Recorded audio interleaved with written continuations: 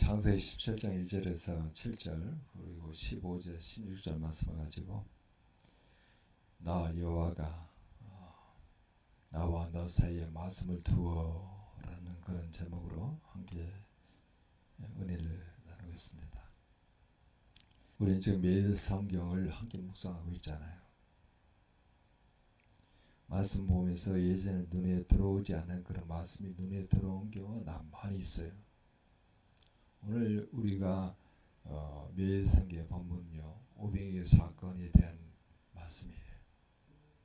근데 오병이어 사건을 그냥 현실적으로 물질적으로만 보지 말고 그 영적으로 우리에게 어떤 메시지를 주고 있는지를 보게 되면은 단순히 보리떡 5개, 물고기 5마리로 장정만 5,000명을 먹이고도 12광주리에 남았다, 이런 장으로 말하는 게 아니고, 요게 우리 주 예수 그리스도가 생명의 떡으로 오셔서 그 큰 머리를 불쌍히 여기셔서 그들에게 복음을 증거하여 복음으로 말미암아 그들이 구원받아 풍성히 살아간다는 것을 우리에게 메시지를 주는 거예요.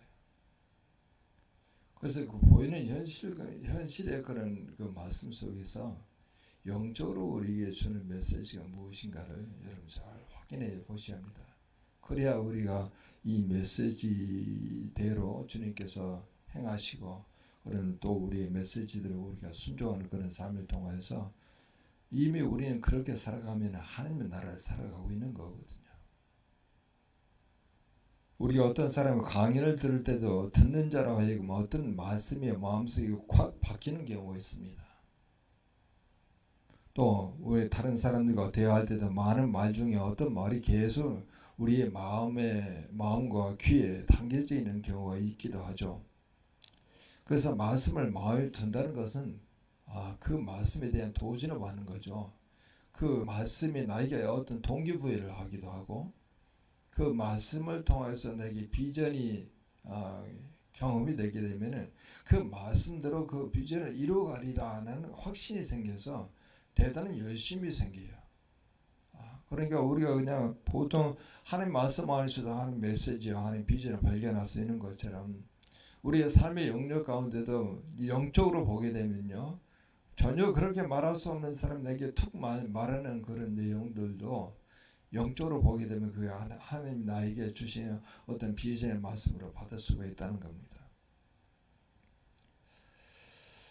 그래서 우리 자녀 가족들은 하나님의 말씀을 듣고 받아 살아가는 그런 삶을 매일 살아가면서 실제로 하나님의 나라를 살아가고 있고 하나님의 나라를 확장해 가고 있는 거예요. 우리는 그 시편의 비유를 통해서도 계속 확인해 보잖아요. 말씀을 들을 때 말씀을 듣고 말씀을 듣고 받는다고 하는 말은요, 말씀을 살아낸다는 거예요. 오늘 본문에도 여호와 하나님께서 아브라함에게 나타나사 내가 내 언약을 나와 너 사이에 두어, 이렇게 말씀하시잖아요. 오늘 말씀에 나온 것처럼 그 언약을 아브라함에게 둔 것처럼 여호와 하나님이 우리 전인 가족에게 언약을 두는 것으로 우리가 믿을 수 있다는 거예요. 이게 아브라함에게만 해당하는 게 아니고 오늘 이 순간에 그 언약의 말씀을 여호와와 아브라함 사이에 두었다고 하는 것을 다시 우리 전인 가족들에게 여호와 하나님과 우리 사이에 그 말씀을 두었다, 이렇게 받아들일 수가 있다는 거예요.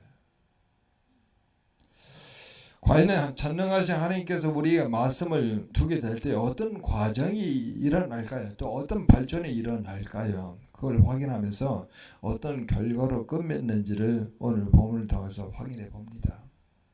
아브라함은 여호와의 말씀을 좇아 고향과 친척과 아버지 집을 떠난 지 24년이 되었어요. 지금 나이가 99세입니다.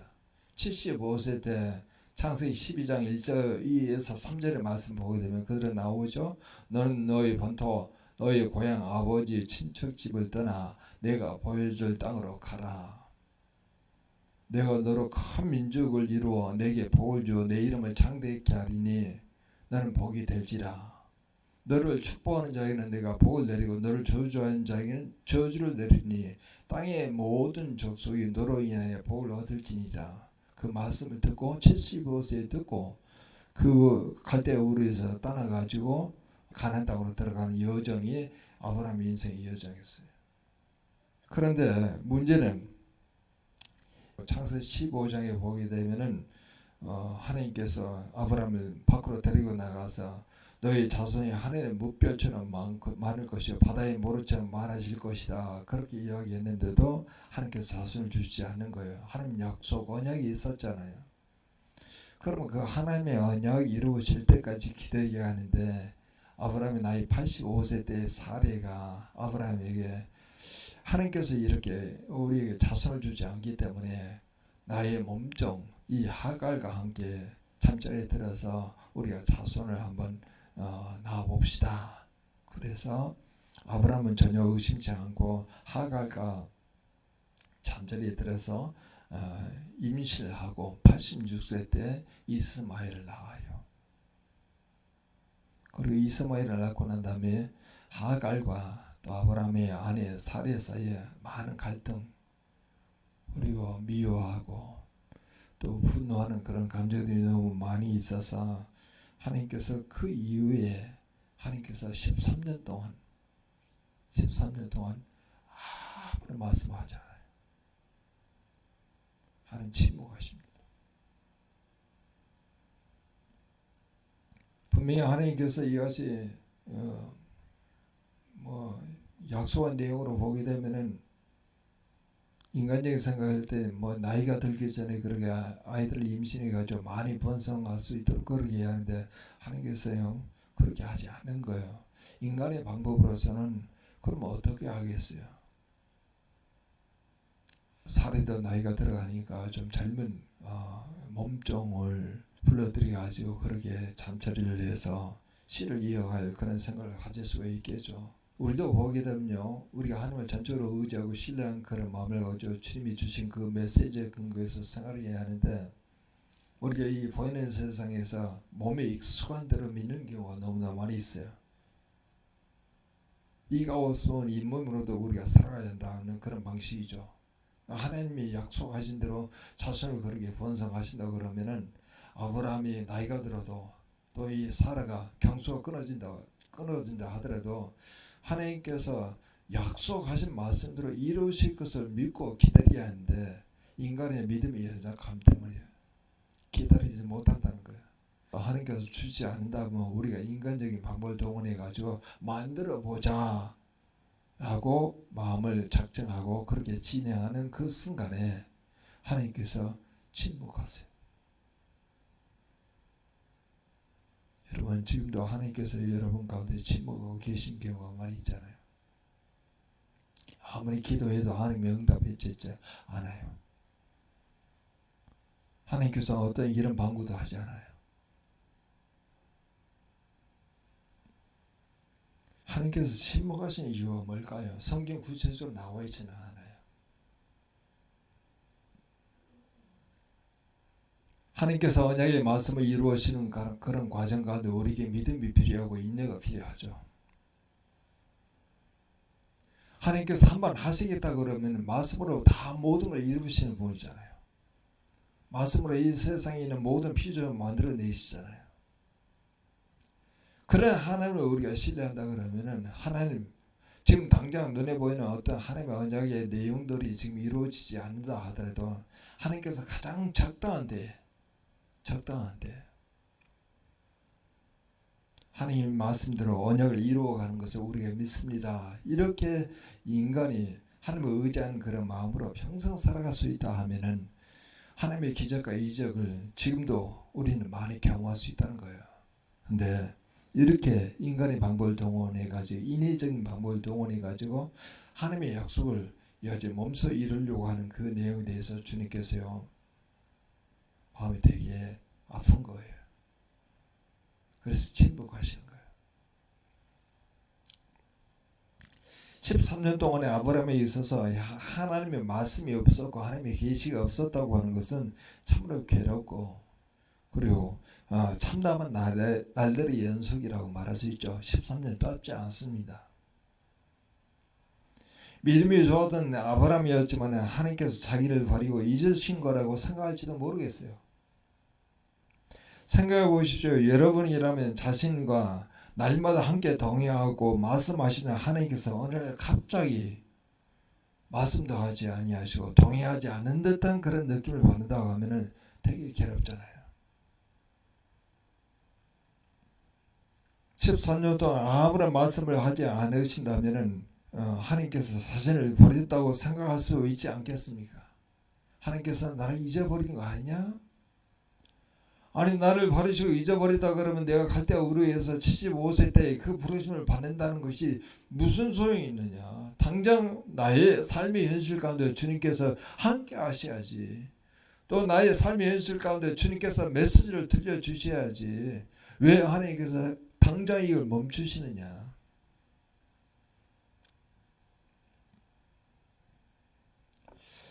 하나님의 비록 하나님의 아브라함이 잘못된 지인계로 13년 동안에 그에게 침묵하셨지만은 한순간도 그를 잊지 않았습니다. 그를 지켜보고 계셨던 거예요. 그리고 보호하고 계셨어요. 다시금 그에게 나타나서 약속을 주어서 그에 대한 변함없는 사랑을 지금 보여주고 있는 거예요. 13년이 지났지만 99세 때 나타난 거예요. 하나님이 당신이 그 한 번 택한 자, 곧 당신의 백성에 대해서는 어떤 경우에도 그를 버리거나 잊어먹지 않습니다. 하나님은 우리가 하나님을 잊는다 할지라도 또한 하나님께서 우리를 잊으셨다고 우리 생각하는 그 순간이라 할지라도 하나님은 우리를 잊지 않으시고 우리를 지켜보시고 계십니다. 그리고 우리를 향한 당신의 뜻을 이루어가고 계세요. 여러분 지금 하나님의 목소리가 안 들린다, 하나님이 함께 하지 않은 것 같은 느낌이 든다 이렇게 생각하실지라도 하나님 여러분들과 함께 하시고 여러분들 들으시고 여러분들에게 말씀하실 수 있는 그런 기회를 지금 찾고 계세요.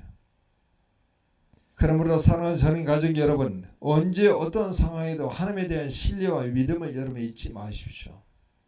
신실한 분이십니다. 우리 씨뿌리는 비유에서 그걸 경험하잖아요. 우리가 하나님께서 길가에 씨 뿌렸을 때 이 사단이 와가지고 그 뿌려진 씨를 빼앗아 가잖아요. 그리고 돌짝발에 뿌려졌을 때 그 예수님이 비유에 그 설명을 하시잖아요. 그 말씀으로 인하여서 환난과 박해가 왔을 때 그것으로 넘어진다. 말씀의 뿌리를 길게 못 내리는 거예요.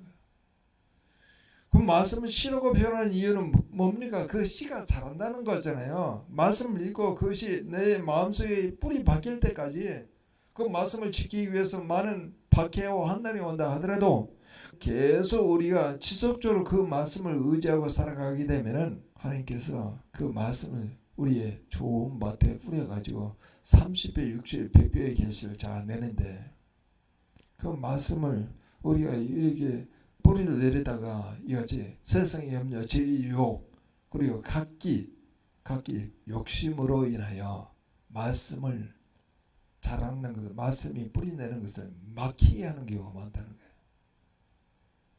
세상이 우리에게 요구하는 그 내용에 대해서 더 신뢰해서 세상의 방법대로 살아가려고 하는 그런 내용들이 우리 믿는 자들에게 많다는 거예요. 오히려 하나님을 신뢰하라, 하나님을 의지하라, 하나님의 말씀에 따라 살아가라. 주님 그렇게 말씀하고 있는데도 그게 우리가 세상에서 익숙한 방법대로 살았던 것이 더 믿음이 간다는 거예요. 그래서요 30배, 60배, 100배의 결실을 내지 못하는 거예요. 그래서 우리 오늘 주님께서 이렇게 말씀하시는 겁니다. 하나님을 전적으로 신뢰하라, 하나님을 의지하라. 그런 마음을 갖지 못한다 그러면 계속 우리가 인간적인 방법을 동원해 가지고 문제를 해결하려고 그런다는 거예요. 여러분 오늘 본문에 가면은요 여호와께서 내가 이란 말이요 짧은 본문인데도 7번이나 나와요. 7번. 하나님께서 뭐냐고 내가 언약을 너희 사이에 두고 언약이 있게 하고 언약을 세우고 계속 그렇게 말씀하면서 그 언약을 세운 것은 하나님께서 주도적으로 지켜가시겠다고 하는 약속이에요.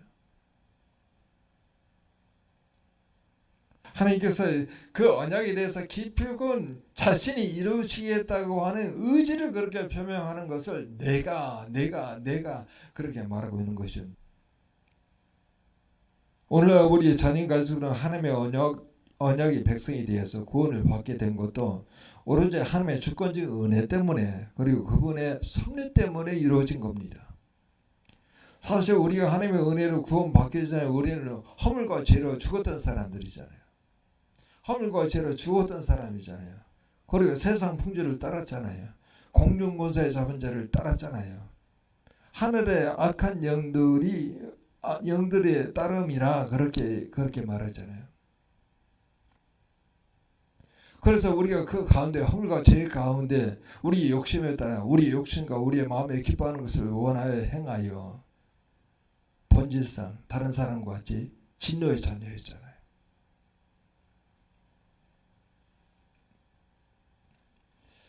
그런데 하나님께서 그런 우리 행위를 보지 않고 그의 주권적인 은혜로 선택하여서 어디에서 건져내요? 죄와 죽음과 어둠에서 우리를 건져내잖아요.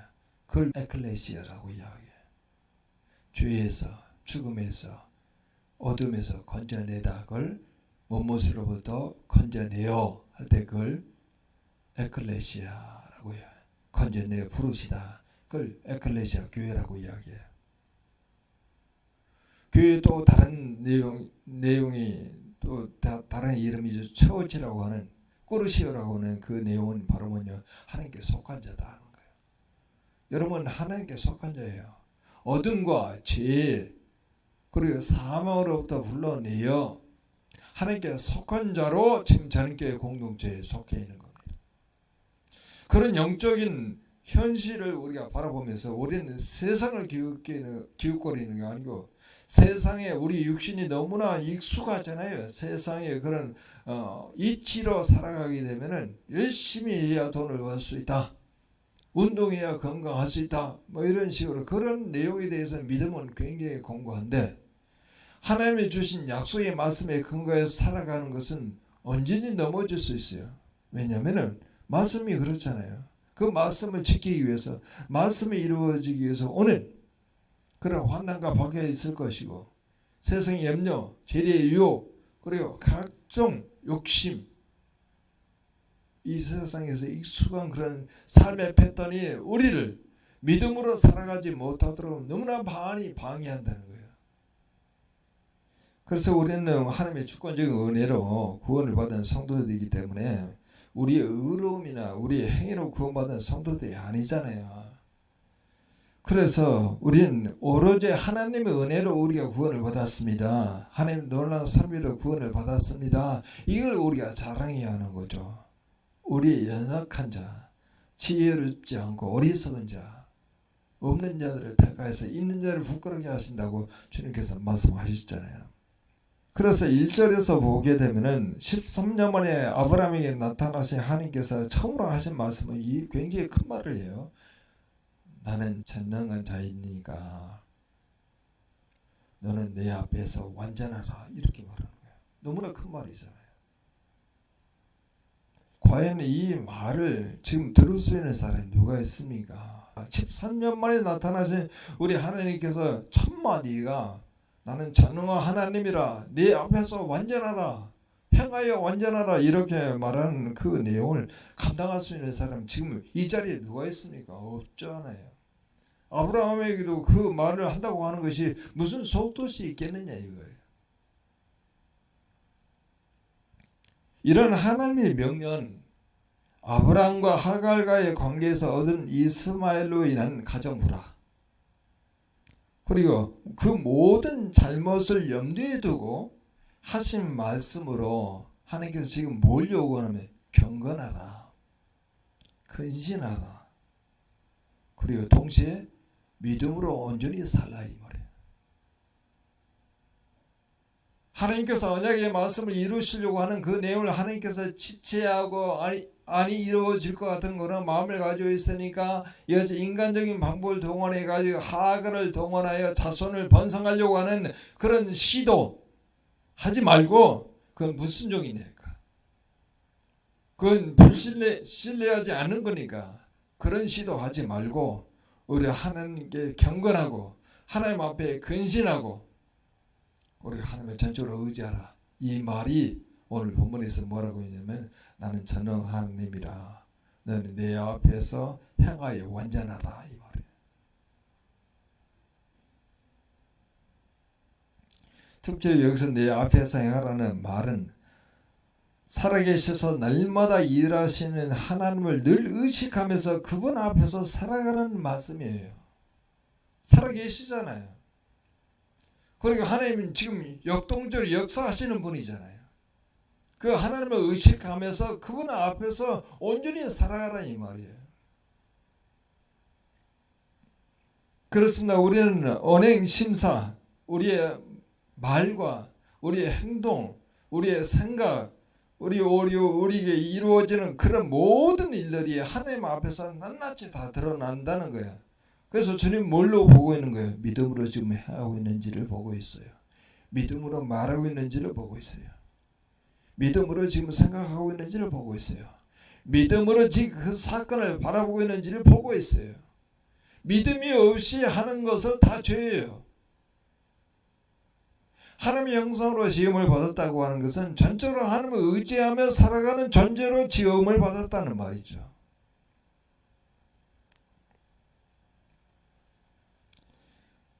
그래서 우리는 하나님의 거룩한 눈길을 의식하면서 살아가야 합니다. 진실로 하나님 앞에서 행하는 자만이 세상의 유혹을 극복하고 참 경건에 이르게 되어서 완전해질 수 있는 것이죠.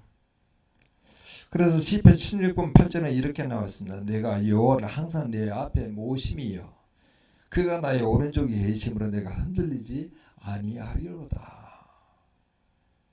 하나님 보이지 않잖아요. 내가 항상 내 앞에 모심이여 그리고 그가 나의 오른쪽에 계심으로 내가 흔들리지 아니하리로다. 여러분 최근에 마음이 많이 흔들립니까? 마음이 요동칩니까? 역으로 말하게 되면은 여호와를 항상 내 앞에 모시지 않기 때문에 흔들리는 거예요. 여호와가 내가 충만하게 임하여야 합니다. 하나님의 성령이 내게 충만하게 임하여야 합니다. 하나님의 말씀이 가득 차야 합니다. 그래야 요동치 않는다는 거예요. 흔들리지 않아요.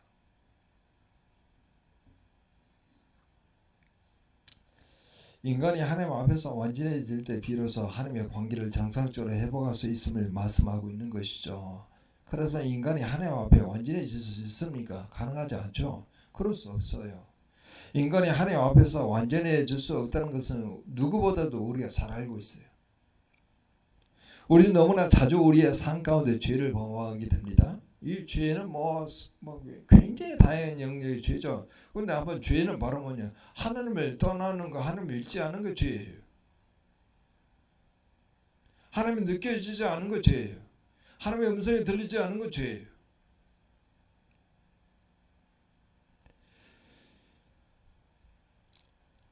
인간이 하나님 앞에서 완전해질 수 없다는 것은 우리가 너무나 잘 알고 있는데 사실 단 한 사람의 예도 없이 죄 아래 태어난 인간은 그 누구도 하나님 앞에서 완전해질 수 없습니다.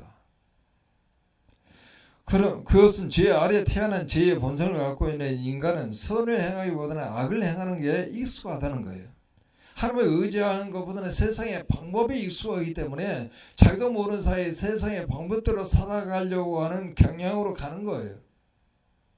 우리가 이같이 날마다 선택할 수 있는 그런 기회가 있는데 하나님 이 상황에서 주님의 뜻은 무엇인가 물어보고 하나님의 뜻대로 우리가 살아가야 하는데 그러지 못하잖아요.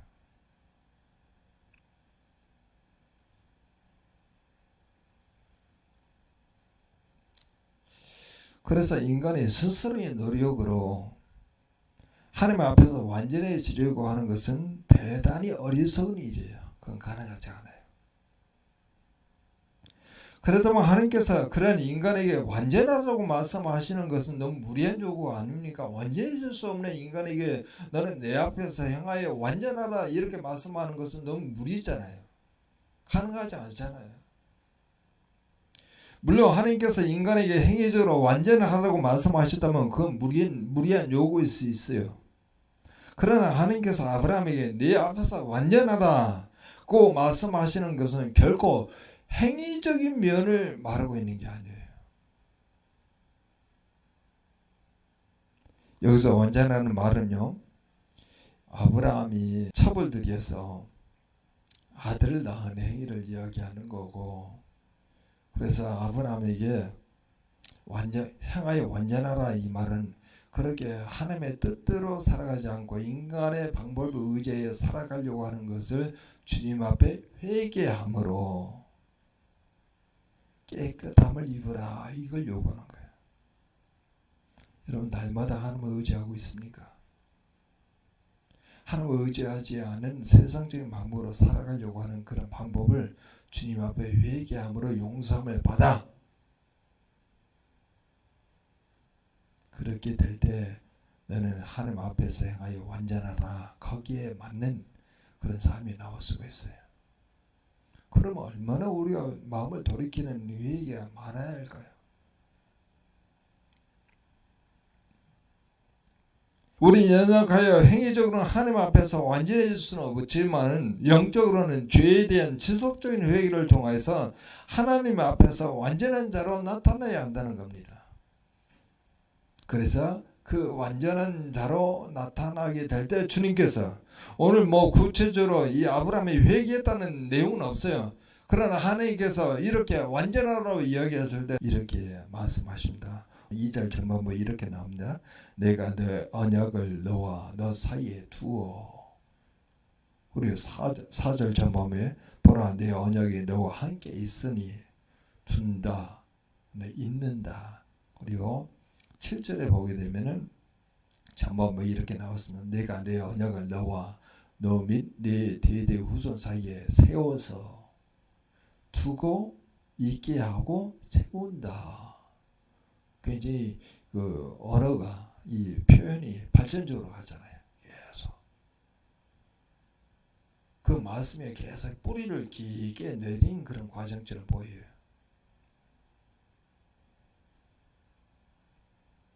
자, 이렇게 언약을 두고 언약이 있게 하고 언약을 세우는 그런 과정 가운데 반드시 따라오는 것은 바로 뭐냐? 크게 번성한다는 거예요. 크게 번성한다. 자손들이 크게 번성한다는 거예요. 지금 아직 아브라함은 그 단계에 들어가지 않았어요.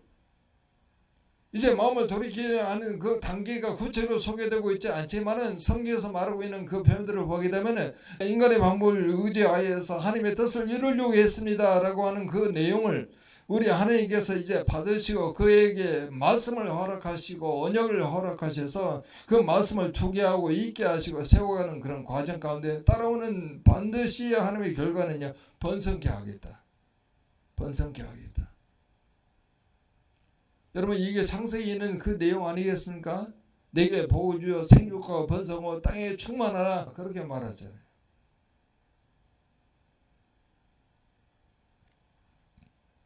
그런데 그걸로 멈추지 아니하고 아브라함의 이름을 바꿔요. 아브라함을 뭘로 바꾸냐? 아브라함에서 아브라함으로 바꿔요. 아브라함은 고귀한 사람이라는 뜻이에요. 근데 그를 열국의 아버지, 모든 민족의 아버지로 바꿔요. 그리고 오늘 15절 16절에 나와 있는 것처럼 사례까지도 또 가져오지 않습니까? 사례를 사라로 바꾸라. 그러면 사례는요, 안주인 또 왕비라는 뜻이에요. 한 가정의 안주인뿐만 아니라 또 한 나라의 왕비뿐만 아니라 여러 민족의 왕비가 될 것이고 여러 민족의 어머니가 될 것이다. 이걸 하나님께서 미리 언약해 주시는 거예요. 언약해 주시는 거예요. 하나님의 방법대로 그렇게 살아가게 되면 마음을 돌이켜서 하나님께 마음을 돌이키게 되면 너에게 말씀이 계속 두게 하시고 있게 하시고 세워가는 그런 과정을 통해서 번성케 할 것이며 여러 나라의 어머니가 되게 하시고 여러 나라의 왕이 되게 할 것이다. 여러분, 그걸로 끝나지 않잖아요. 그 다음에 뭐라고 하냐면 너에게서 여러 나라가 나올 것이요 너에게서 여러 왕들이 나올 것이다 라고 이야기했어요. 여러분 그것들은 후손 아니겠어요? 그 후손이 바로 뭡니까? 지금의 이야기로 하면 다음 세대예요. 우리의 믿음을 이어받을 다음 세대의 리더들이 나온다는 거예요. 그런데 주님께서 말씀하고 있잖아요. 이렇게 전적으로 하나님을 믿고 또 하나님 말씀에 따라 순종하며 살아가게 되면은 번성케 하고, 그리고 그 번성하는 그런 과정 가운데 여러 왕이 나오고 여러 나라가 나오고, 이 99세 때 하나님께서 나오셔가지고 이렇게 언약을 하면서 결국 사례가 임신하게 되었고 100세 때 이삭이 나오잖아요. 그런데 이 내용은 아직 자손이 없는 이 상황 속에서 99세 때 이 말한 내용이 지금 요한계시록에 있는 내용으로 바꿔서 이야기하게 되면 이렇게 나옵니다. 이 후에 내가 보니 각 나라와 족속과 백성과 방언에서 아무도 능히 셀 수 없는 큰 무리가 나와 흰 옷을 입고 손에 종려나무를 들고 보호자 앞과 어린 양 앞에 서서 큰 소리로 외쳐 이르되 구원하시 보호자에 앉으신 우리 하나님과 어린 양께 있도다. 지금 다 이 아브라함이 언약한 그 내용이 지금 여기까지 지금 확장이 되는 거예요 지금. 그래서 오늘 주님께서 이렇게 말씀하십니다. 나 여호와가 너와 너 사이에 말씀을 둔다고 하는 이 내용은 이제 전과 후까지 다 한번 생각해 보면서 이렇게 우리에게 주님께서 말씀을 주는 거죠. 하나님을 믿지 아니하고 인위적인 방법을 사용했음을 회개하니 전능하신 하나님께서 하나님과 우리 사이에 말씀을 두어 그 말씀을 우리로 믿게 하시고 그 말씀대로 번성케 하여 리더십을 우리로 갖게 할 뿐만 아니라 자자손손 믿음으로 이어받을 믿음의 리더가 하나님의 나라를 확장해 간다. 주님께서 그렇게 말씀하신 거예요. 지금 다음 세대 청년 그리고 지금 자라나는 세대 지금 교회 학교가 다 문을 많이 닫아요. 청년들이 교회를 많이 빠져나가요. 근데 지금 현 세대가 오늘 말씀처럼 하나님 믿지 아니하고 인위적인 그런 방법 사이했던 것을 회개하고 그러면 하나님께서 우리에게 나타나셔서 다시 말씀을 두고 말씀을 잊게 하시고 말씀을 세워가는 그런 과정 가운데 반드시 번성함이 있을 것이요. 그 번성을 통해서 나라와 왕들이 많이 나타날 것이고 자자손손 이 믿음의 리더들이 세계 곳곳에 흩어져서 하나님의 나라를 확장해 간다고 하는 것이 주님께서 오늘 우리에게 약속하신 메시지이기에 우리가 이렇게 믿음으로 살아갈 수 있는 그런 삶의 길을 더 많이 갖게 돼요. 우리를 바라본 다음 세대가 더욱더 믿음의 리더가 되어서 세계 곳곳에 흩어져서 이제 복음을 확장하고 하나님의 나라를 확장하는 그런 기회가 속히 올 수 있도록 다 같이 통성으로 기도합니다.